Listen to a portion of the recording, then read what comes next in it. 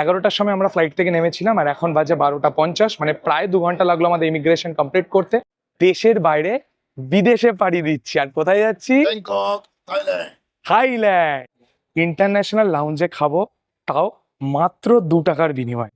আর ইমিগ্রেশনের process very smooth, hardly 20 থেকে 25 second মতো লেগেছে। এবার এয়ারপোর্ট থেকে বেরিয়ে আমরা দেখবো যে গ্র্যাব আর বোল্ট, মানে যেগুলোকে এরা অ্যাপ ক্যাব বলে। So hello friends, once again welcome back to a brand new blog. আর এতক্ষণে তোমরা আমাদের ভিডিও টাইটেল আর থাম্বনেল থেকে বুঝেই গেছো যে আমরা বেরিয়ে পড়েছি আরও একটা নতুন সফরে। কিন্তু এইবারকার সফরটা অন্যান্য 5টা সফরের থেকে অনেক আলাদা, কারণ আমরা এবার দেশের বাইরে বিদেশে পাড়ি দিচ্ছি। আর কোথায় যাচ্ছি? Bangkok, Thailand. থাইল্যান্ড। তো সবাই খুব এক্সাইটেড। মা কেমন এক্সাইটেড শুনে নি? দারুণ দারুণ। বাবা? Heavy excited. তো মা, বাবা, আমি 3 জন মিলে সপরিবারে ফার্স্ট ইন্টারন্যাশনাল ট্রিপ আমরা করতে চলেছি, এবং সেটাও থাইল্যান্ডে। তো আমরা কলকাতা থেকে থাইল্যান্ড কিভাবে যাচ্ছি, যেতে আমাদের কত সময় লাগছে, কলকাতায় ইমিগ্রেশন প্রসেস থেকে শুরু করে ব্যাগেজ অ্যালাউন্স, সেই সমস্ত কিছু, এবং মেন ব্যাপার থাইল্যান্ডে পৌঁছে ওখানকার ইমিগ্রেশন সিস্টেম কেমন, ওখানে কি কি ব্যবস্থাপনা আছে, সেই সমস্ত কিছু ডিটেলে আজকের এই ভিডিওতে আপনাদের সঙ্গে শেয়ার করব। তাই ভিডিওটা প্রথম থেকে শেষ অবধি খুব মনোযোগ সহকারে দেখার জন্য অনুরোধ থাকলো। তাই প্রত্যেকবারের মতো যেটা বলে থাকি, ভিডিওটা ভালো লাগলে লাইক করুন, কোনো রকম প্রশ্ন থাকলে কমেন্ট করে জানান। যারা যারা আপনাদের বন্ধু বান্ধব ফ্যামিলি থাইল্যান্ড আসা প্ল্যান করছেন, তাদের সঙ্গে এই ভিডিওটা শেয়ার করে দিন। আর অবশ্যই চ্যানেলে নতুন হলে প্লিজ চ্যানেলটাকে একবার সাবস্ক্রাইব করে নেবেন। তাহলে চলুন আর বেশি কথা বাড়াবো না, এই সবার এক্সাইটমেন্টটাকে ধরে রেখে এবার আমরা এই গেট যে আছে, গেট 4A এবং 4B, 4A এবং 4B, এটা হচ্ছে কলকাতা এয়ারপোর্টের ইন্টারন্যাশনাল ডিপার্চার। এখান দিয়ে এখন ঢুকবো, সমস্ত ফর্মালিটিসগুলো কমপ্লিট করব। তাই প্রচুর এক্সাইটেড, আপনাদেরকে বেশিক্ষণ ওয়েট করাবো না, চলে আসুন।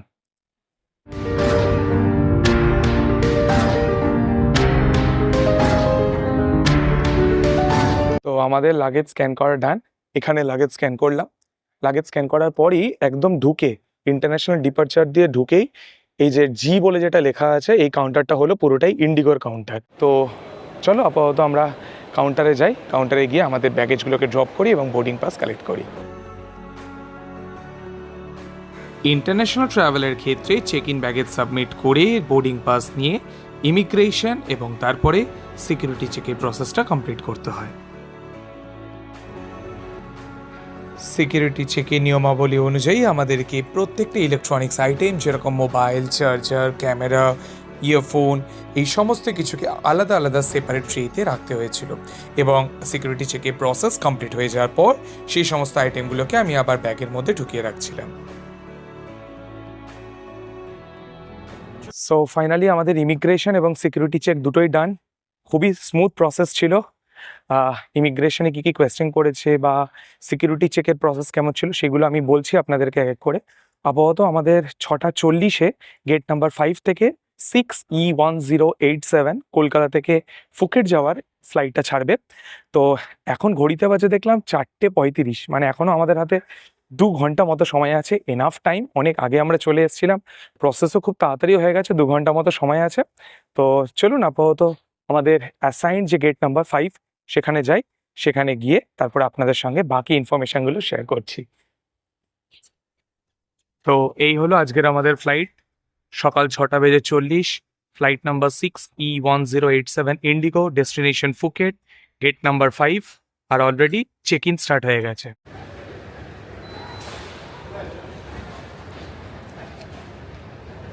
তো এখন আমি ঢুকছি লাউঞ্জে।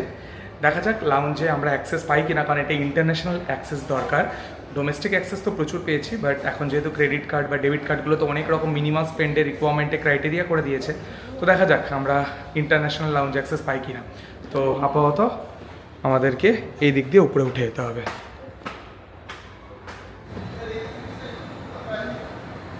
ফাইনালি ইন্টারন্যাশনাল লাউঞ্জ অ্যাক্সেস পেয়ে গেছি। আমার ICICI ট্রাভেল কার্ড ছিল, সেটা থ্রু দিয়ে পেলাম, আর ইন্ডাসইন্ড ব্যাংকের ডেবিট কার্ড দিয়ে পেয়েছি। আপাতত ইন্টারন্যাশনাল লাউঞ্জ, সেখানে ঢুকবো। আর সবচেয়ে বড় কথা, ইন্টারন্যাশনাল লাউঞ্জে খাবো, তাও মাত্র 2 টাকার বিনিময়।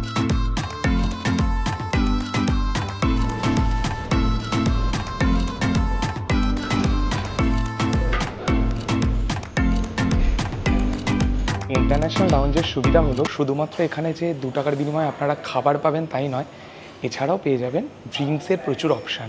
যারা আপনারা অ্যালকোহল পান করেন তাদের জন্য তো এটা খুবই ভালো একটা জায়গা। দেখুন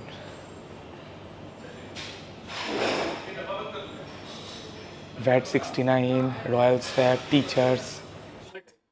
তো এদিক থেকে একটা ড্রিঙ্কস নিয়ে নিলাম, এদিক থেকে আমি নিলাম সিগনেচার। যদিও আমি কোনো অ্যালকোহল প্রমোট করছি না, ইন্টারন্যাশনাল লাউঞ্জে এসেছি তো একটা ড্রিঙ্ক তো নিতেই হতো। সিগনেচার, যদিও প্রিমিয়াম কিছু ব্র্যান্ড পেলাম না, বাট আপাতত সিগনেচার দিয়ে কাজ চালাই। তো চলো এবার চটপট খাবারটা খেয়ে নিই। কী কী খাবার নিয়েছি সেটাও দেখিয়ে দিই, এবং তারপর আমাদের বোর্ডিংয়ের পালা। তো খাবার নিয়ে বসে পড়েছি। খাবারের মধ্যে আছে ডায়েট কোক, তার সাথে আছে স্যান্ডউইচ।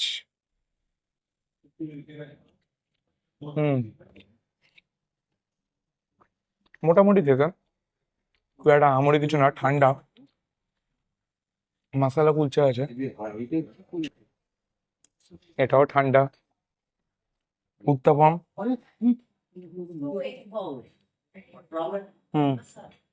উত্তাপমটা ভালো খেতে, দিস ইজ গুড। আর এদিক থেকে আছে চিকেন সসেজ। এটাও ভালো খেতে। অপশন খুবই লিমিটেড, একটা জেনুইন ওপিনিয়ন দিচ্ছি। 2 টাকার বিনিময়ে ইন্টারন্যাশনাল লাউঞ্জে তো ঢুকে পড়েছি, বাট খাবারের অপশন খুব কম। এর আগে আমি যখন ডোমেস্টিক ট্রাভেল করেছি ওখানে খাবারের অপশন অনেক বেশি ছিল, এখানে খাবারের অপশন অনেক কম। খাবার একমাত্র সসেসটা আমার খুব ভালো লাগলো, আর ওই উত্তাপনটা ভালো লাগলো। বাকি কিন্তু খুব ঠান্ডা ঠান্ডা, একটু গরম হলে একটু ভালো হলে ভালো লাগতো। আর এদিক থেকে ডায়েট কোক পেয়েছি, স্প্রাইটের কোনো ক্যান পাইনি। আর এদিক থেকে ড্রিঙ্কস দিয়ে সসেসটা বেশ ভালোই লাগছে। তো চলো তাড়াতাড়ি খাওয়াটা কমপ্লিট করে নিই। আর 15 মিনিটের মধ্যে আমাদেরকে গেটের সামনে যেতে হবে, গেট নাম্বার 5। সেখানে আমাদের বোর্ডিং স্টার্ট হবে। দেখা হচ্ছে বোর্ডিং গেটের সামনে। ঘড়িতে বাজে 5:56, আর এদিকে আমাদের বোর্ডিং স্টার্ট হচ্ছে। অলরেডি গেট নাম্বার 5-এর সামনে সবাই চলে এসছে, এক এক করে বোর্ডিং স্টার্ট হয়ে গেছে। তো এবার আমরাও বোর্ডিং করব। Finally it's time to leave India, এবং আমরা পাড়ি দেব সুদূর থাইল্যান্ডের ফুকেটে। সিকিউরিটি চেক এবং ইমিগ্রেশন খুবই স্মুথ প্রসেস ছিল, সেটা আপনাদেরকে আগেও আমি বলেছি। সিকিউরিটিতে তো তেমন কিছুই না, সমস্ত জিনিস আমাদেরকে বের করে দিতে হবে, ইভেন ইলেকট্রনিক্স জিনিসও, যে জিনিসটা পার্সোনালি আমার খুব একটা পছন্দ নয়। কারণ বিদেশে এই ব্যাপারটা কিন্তু নেই। বিদেশে একটা স্ক্যানারের মধ্যে দিয়ে আসি, জাস্ট বডি স্ক্যান হয়ে যায়, দ্যাটস ইট। এখানে মানে সমস্ত কিছু, বেল্ট, রুমাল, মোবাইল, চার্জার, ক্যামেরার সমস্ত কিছু খুলে আপনাদেরকে ট্রেতে রাখতে হয়।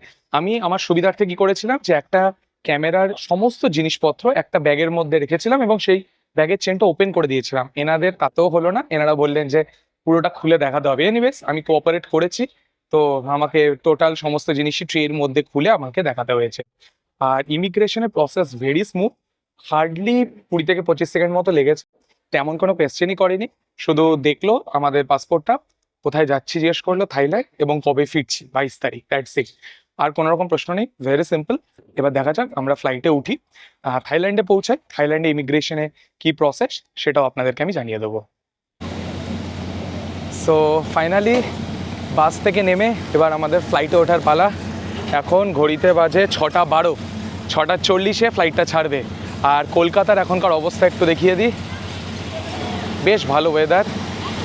এর আগের বছর যখন আমি সেই আঙ্কেল আন্টির সঙ্গে গোয়া ট্রাভেল করেছিলাম, সেই সময় চারিদিকে ঘন কুয়াশা ছিল, খুবই প্রবলেম হচ্ছিল। বাট এইবার দুর্দান্ত একটা আবহাওয়া। লাস্ট 2 দিন ধরে কলকাতার বিভিন্ন জায়গায় ছিটাফোটা বৃষ্টিও হচ্ছে। এবার দেখা যাক ফুকেট আর ক্র্যাবি মানে থাইল্যান্ডে আমাদের কেমন ওয়েদার আমরা পাই। তো চলো এবার আমরা ফ্লাইটে উঠবো, এবং ফ্লাইটে উঠে তোমাদের সঙ্গে বাকি ইনফরমেশন শেয়ার করছি। Let's go to Thailand.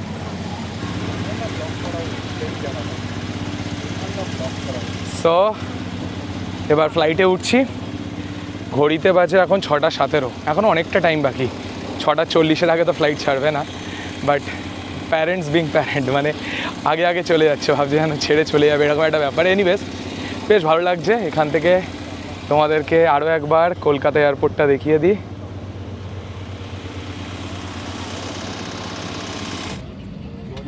ঘড়িতে বাজে 6:34 আর এইদিকে আমি আমার নির্ধারিত সিট সেখানে বসে পড়েছি 21A, একদম উইন্ডো সিট। তো উইন্ডো সিটে বসে তোমাদেরকে একদম দুর্দান্ত ভিউ দেখাবো। আর সেরকম আমার রিসার্চ বলছে যে লেফট সাইড দিয়েই আমরা সিটাকে দেখতে পাবো, আন্দামান সি। সেই আন্দামান সি দিয়েই আমরা ফুকেট এয়ারপোর্টের যে রানওয়ে সেখানে ল্যান্ড করব। তো দেখা যাক কেমন কি ভিউ, সব কিছু তোমাদেরকে জানাতে থাকবো।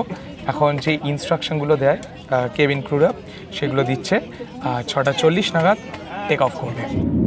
সো ঘড়িতে বাজে 6:51 আর আমাদের ফ্লাইট টেক অফ করলো।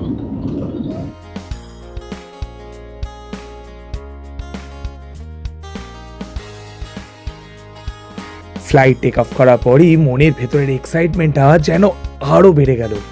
তখন মনে হচ্ছিল আর কতক্ষণে পৌঁছাবো ল্যান্ড অফ স্মাইলস মানে থাইল্যান্ডে। কিছুক্ষণের মধ্যে কলকাতা শহরের বার্ডস আই ভিউর পরিবর্তে তখন আমাদের বিমানের নিচে সাদা মেঘের সমুদ্র, আর তার উপর দিয়েই ভেসে চলেছি আমরা।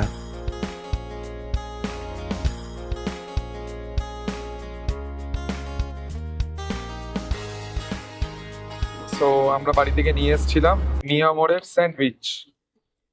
বনে বনে জঙ্গলে যেখানে বিপদে পড়ি তো বলবো না, যেখানেই খিদে পায় সেখানেই আমরা মিয়ামরকে স্মরণ করি। সেটা রাঁচি যাওয়ার সময় বন্দে ভারতেই হোক কিংবা ফুকেট যাওয়ার সময় ইন্ডিগোতেই হোক।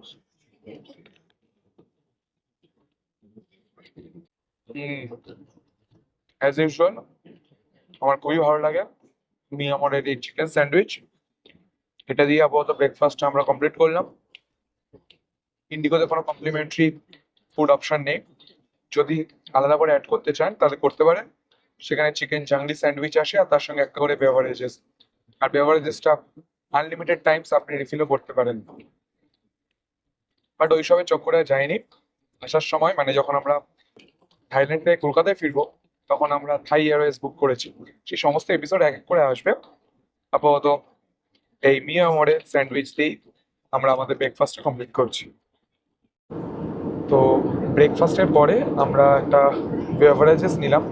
বেভারেজেসের মধ্যে ফ্রুট জুস আছে, চা আছে, কফি আছে। তো আমরা কফি নিলাম, ইন্ডিগোর কফি। আরেকটা জিনিস বলে রাখা ভালো, এই যে কোনো বেভারেজেস যদি নিতে হয় তার সঙ্গে আমাদের ফুড আইটেমস নিতে হবে। ফুড আইটেমসটা হতে পারে ক্যাশিও কিংবা যেরকম আমরা নিয়েছি ব্লুবেরি কুকিজ। এছাড়া আরও অনেক অপশান আছে, সেই অপশানগুলোর মধ্যে থেকে একটা ফুড অপশান আপনাদেরকে চুজ করতে হবে। এটার কস্ট 200। তো এই ফুড অপশানটা যদি আপনারা চুজ করেন তাহলে বেভারেজেস অটোমেটিক্যালি আপনারা কমপ্লিমেন্টারি পেয়ে যাচ্ছেন। আরেকটা কথা বলে রাখি, এই যে ফুড অপশানটা এটা তো একবারই, এটার কোনো আলাদা করে আপনারা রিফিল করার কোনো ব্যাপার নেই। বাট বেভারেজেস যেটা আপনারা কিনছেন বা পাচ্ছেন বলতে গেলে সেটা আপনারা একবার কমপ্লিমেন্টারি আপনারা রিফিল করতেই পারেন। আরেকটা বলে রাখা ভালো, আপনারা যদি কফি নেন তাহলে রিফিল কফি করতে পারবেন। যদি জুস নেন অ্যাজ আ বেভারেজেস তাহলে নেক্সট টাইমও যদি রিফিল করতে চান তাহলে জুসই নিতে হবে। এনিওয়েজ, তো চলো আমরা আপাতত কফিটা খেয়ে দেখি, একটু গরম আছে বেশ। দুর্দান্ত, জাস্ট দুর্দান্ত। ঘন্টা দুয়েক বাদে মেঘের নিচে নামতেই দেখা মিলল ছোট বড় কিছু নদী আর ঘন সবুজের। বুঝলাম কিছুক্ষণের মধ্যেই আমরা নামবো ফুকেটে। ওই যে এবার দেখতে পেয়েছি ওই কাঙ্ক্ষিত দিগন্ত বিস্তৃত নীল জলের সমুদ্র, আর তার মাঝে বিভিন্ন ছোট বড় দ্বীপ। এগুলোর জন্যই তো এখানে আসা। আর কিছুক্ষণের মধ্যেই আমরা ল্যান্ড করে গেলাম ফুকেট ইন্টারন্যাশনাল এয়ারপোর্টে। Attention please, we have now arrived in Phuket. So finally আমরা এয়ারক্রাফট থেকে এখন বেরোচ্ছি। এরপরে আমরা আমাদের ব্যাগেজ কালেক্ট করব, তার আগে ইমিগ্রেশন আছে, সেই সমস্ত প্রসেস আপনাদেরকে ডিটেলে বলছি। তো আমাদের বেল্ট 3-তে যেতে হবে। বেল্ট 3 থেকে আমাদের এখন লাগেজ কালেক্ট করতে হবে। এই ফ্লাইটে করেই আমরা ফুকেটে এলাম আর দুদিকের গেটও খুলে দিয়েছে। এয়ারক্রাফট থেকে নামা মাত্রই এয়ারক্রাফটের সামনে চলে এসেছে থাইল্যান্ডের বাস, এবং এই বাসে করেই আমরা এখন যাব টার্মিনাল গেটের সামনে।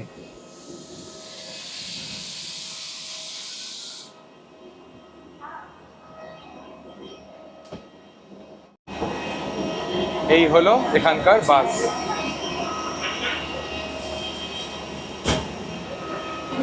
সো ফাইনালি বাস থেকে নেমে পড়েছি, আর এই হলো আমাদের ইন্টারন্যাশনাল অ্যারাইভাল।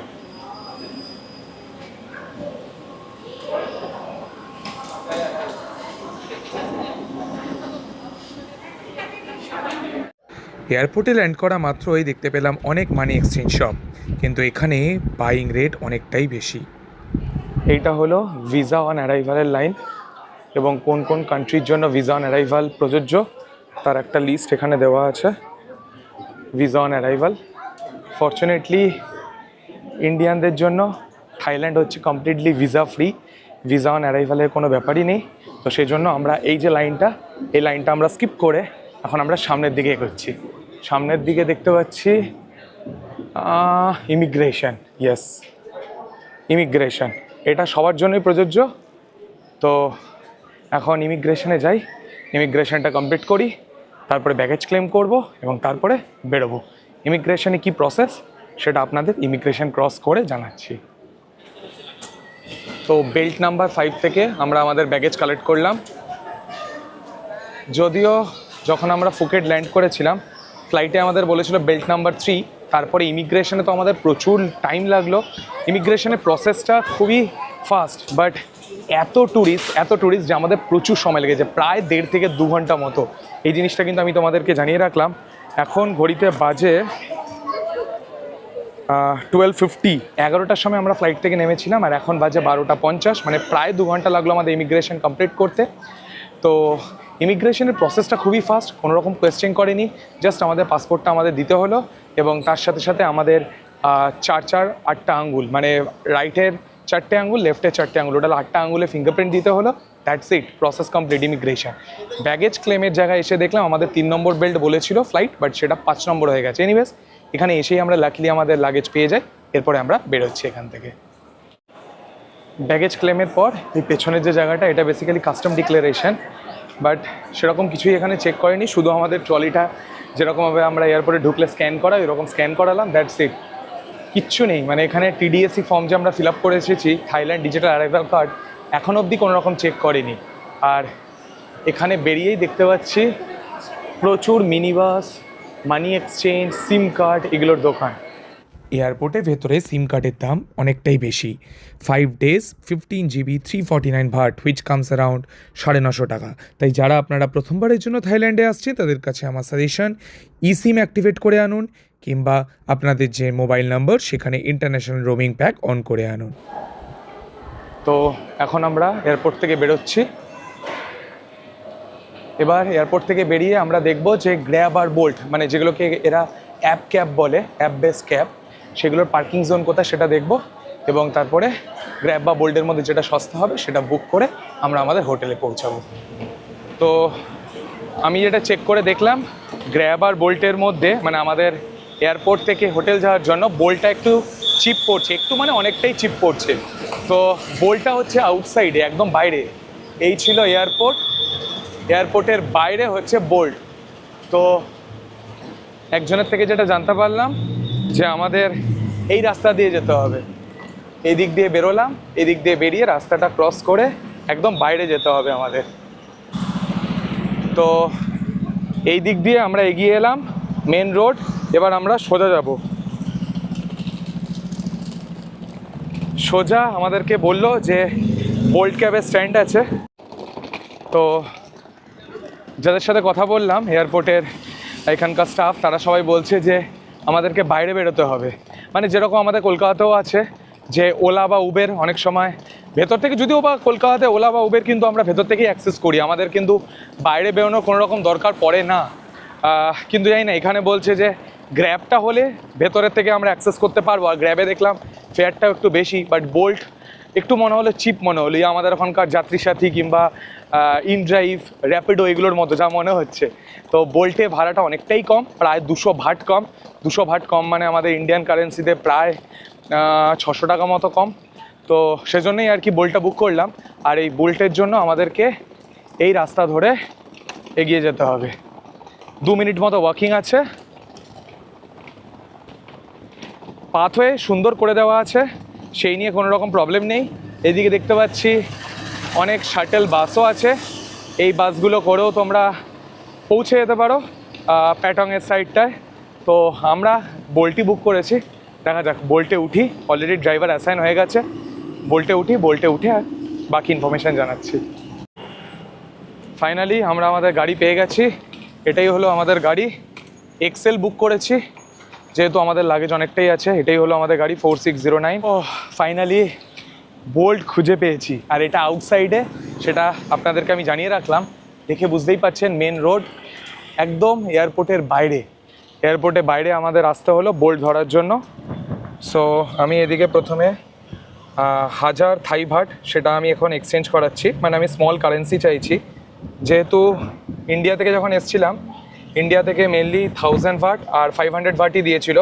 তো সেই 1000 ভাটটাকে এখন আমি এক্সচেঞ্জ করে 1000 ভাটটা, তো আমি $100 আপাতত চেঞ্জ করালাম। আর $100 যে আমি বাইং রেটটা পেলাম, মানে $1 পিছু 32.1 থাই ভাট। তো $100 জন্য 3210। তো এটাই হলো টোটাল টাকা, 3210। ফুকেটে এসেও আমাদের সেই দার্জিলিং, রাঁচি এগুলো ঠিক পিছু ছাড়ছে না।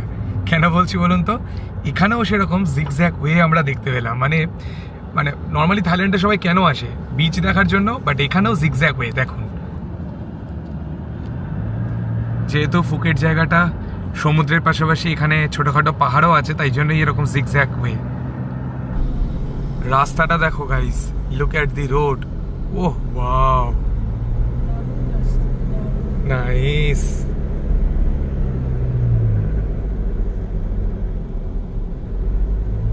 আর সামনে সমুদ্র। ও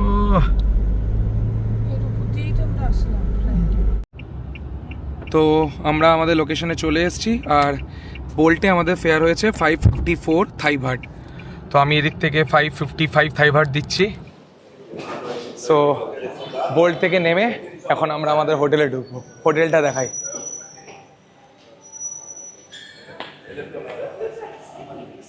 এই হলো আমাদের হোটেল, ডেজ ইন বাই উইন্ডাম। আগামী পর্বে থাকছে বাংলা স্ট্রিট মার্কেট এবং প্যাটং বিচের কাছে অবস্থিত এই হোটেলের ডিটেল রুম ট্যুর, আর সঙ্গে আপনাদের ঘুরিয়ে দেখাবো বিশ্বের সবথেকে বড় কার্নিভাল শো, যার কাছে একটা, দুটো, তিনটে নয়, রয়েছে 8খানা গিনেস রেকর্ড, যার রঙিন জগৎ আর অসম্ভব সুন্দর পরিবেশনা আপনাকে পাগল করে দিতে বাধ্য। এই সব গল্প নিয়েই ফিরছি খুব শিগগিরই আগামী পর্বে। চোখ রাখতে ভুলবেন না। ততক্ষণের জন্য সবাই খুব ভালো থাকবেন। Take care, good by.